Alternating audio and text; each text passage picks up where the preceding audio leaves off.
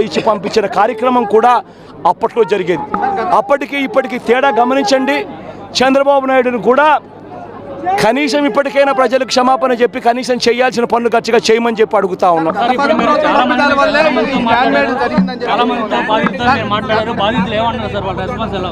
ప్రతి బాధితుడు కూడా మీరంతా ఉన్నారు, నాతో పాటు మీరంతా కూడా నడుస్తూ ఉన్నారు. బాధితుల దగ్గర మీరు కూడా మైకు పెడతా ఉన్నారు. బాధితులు మాట్లాడిన మాటలు మీరు కూడా విన్నారు. ఒక్క బాధితుడికైనా కూడా కనీసం ఒక్క బాధితుడికైనా కానీ ఇక్కడ నుంచి మేము వస్తూ ఉన్నాం, ఇక్కడ నుంచి మేము ఎక్కడికి వెళ్ళాలి అని అంటే ఎక్కడి నుంచి ఎక్కడికి వెళ్తూ ఉన్నారు అని అంటే తెలియదు సార్, తెలియదన్నా, ఇక్కడ నుంచి పోవాలి మా బంధువుల ఇళ్ళకు పోవాలనే మాట చెప్తా ఉన్నారు. కానీ కనీసం ఒక్క బాధితుడన్నా కానీ రిలీఫ్ క్యాంపులకు మేము పోతా ఉన్నాము, రిలీఫ్ క్యాంప్ అక్కడ ఉంది, రిలీఫ్ క్యాంప్ అక్కడ పెట్టారన్న మాట కనీసం ఒక్కడన్నా చెప్పాడా అని అడుగుతా ఉన్నా. కనీసం ఒక్క బాధితుడన్నా కానీ చెప్పాడని అడుగుతా ఉన్నా. మీరే విన్నారు, మీరే చూశారు. ఆ బాధితుడు నేను అడిగా, ఈ 2 రోజుల నుంచి కనీసం మీకు ఏమైనా సహాయం అందిందా అని చెప్పి, కనీసం ఇంటికి వచ్చి ఎవడైనా డబ్బు ఇచ్చినాడా అని చెప్పి అడిగా. ఇంటికి వచ్చి మంచినీళ్ళు ఇచ్చే కార్యక్రమం జరగలేదు సార్, డబ్బులు కదా దేవుడు ఎరుగు అని చెప్పి మాటలు వినిపించేది మీరంతా కూడా విన్నారు.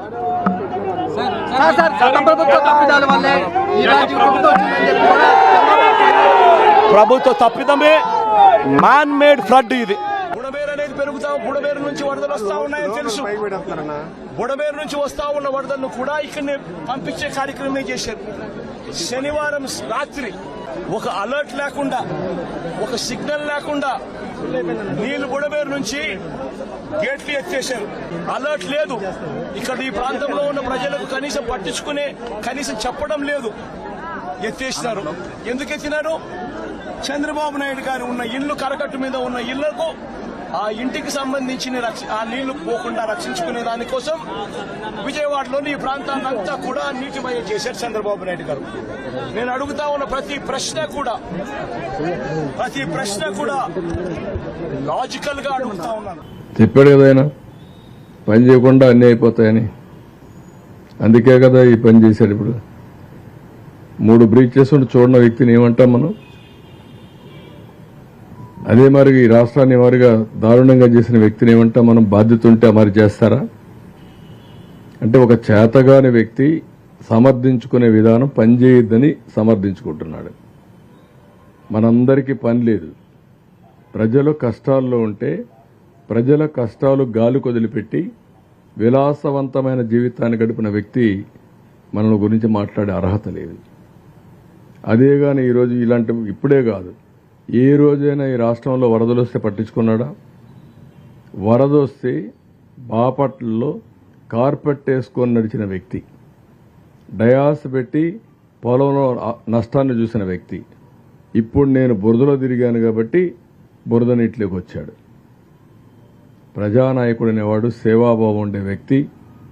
ముందు మనం ఆచరించి ఇంకొకరిని ఆచరించమనాలి. నేను ఆ బురద నీళ్ళలో పోకపోతే మా అధికారులు ఎందుకు పోవాలి? అడిగే రైట్ నాకు ఎక్కడుంది? అంటే మేము వాళ్ళు పోకపోతే వాళ్ళు ఏం కావాలి? అక్కడ నాశనం అయిపోవాలనా? అంటే ఇది బాధ్యత.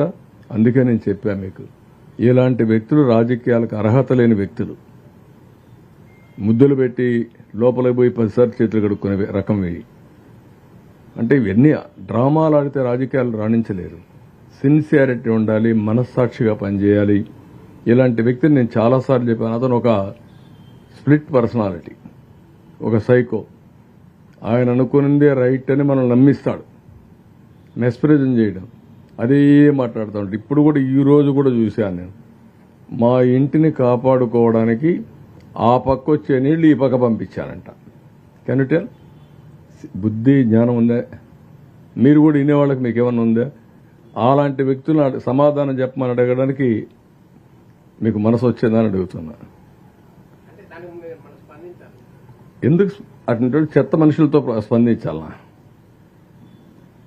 కాదు కాదు, బుడమేరు నది అది ఒక వాగు, అది ఒక డ్రెయిన్కు నదికి డిఫరెంట్ జరిగిన వాటిని ఏమంటాం? ఇంకా అలాంటి వ్యక్తిని మేము మాట్లాడుతున్నాం. ఇప్పుడు దానికి గేట్లు ఎత్తేసామంట, దానికి నీళ్లు ఈ పక్క నుంచి ఆ పక్క పంపించామంట. మా ఇల్లు అవతల సైడ్ ఉంటుంది, బుడమేరు యువతల సైడ్ ఉంటుంది. అంటే నీళ్లు కూడా ఒకవేళ ఒక అబద్ధం చెప్పినా ఆ అబద్ధం కూడా కనీసం నాలెడ్జ్ లేకపోతే ఏమనుకుంటారో. నేను ఒక బాధ్యత కలిగిన వ్యక్తిని, నేను ఒక మాజీ ముఖ్యమంత్రిని, మొన్నటి వరకు ఇప్పుడు ముఖ్యమంత్రిని. నేను మాట్లాడితే మీరేమనుకుంటారండి?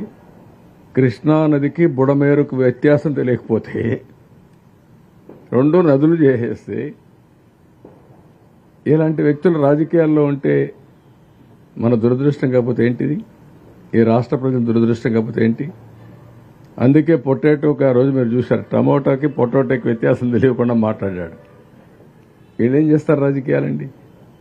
స్పష్టత లేదు, సబ్జెక్ట్ లేదు, నేర్చుకోవాలని ఆలోచన లేదు. సాయంత్రం అయితే గల్లాపెట్టి తిరుగుతూ ఎంత వచ్చిందో చూసుకుంటారు. ఈరోజు కలెక్షన్ ఎంత అని. ఇలాంటి వాళ్ళు రాజకీయాలు ఎట్లా చేస్తారు? ప్రజాహితం కోసం పనిచేసే పరిస్థితి రావాలి. ఆ రోజులు అయిపోయినాయి. మొన్నటి వరకు మోసాలు చేశారు, కానీ మీ మోసాలు ప్రజలు అర్థం చేసుకుంటారు. నాకు పని లేకుండా తిరుగుతున్నా, ఈయనకి ఎక్కువ పని అయిపోయి ఇంట్లో కూర్చొని ఎక్కడికక్కడ ఇది చేసే పరిస్థితికి వస్తున్నాడు. ఏమంటారు? వెళ్ళాడా? రేపు వెళ్తున్నాడా? పోస్ట్ పోన్ చేయలేదా? కాబట్టి ఆయనకి పని ఎక్కువ ఉంది కాబట్టి లండన్ పోతున్నాడు. మనందరికి పని లేదు కాబట్టి మీరు రిపోర్ట్ చేస్తున్నారు, నేను తిరిగి తిరిగి పనులు చేస్తున్నా.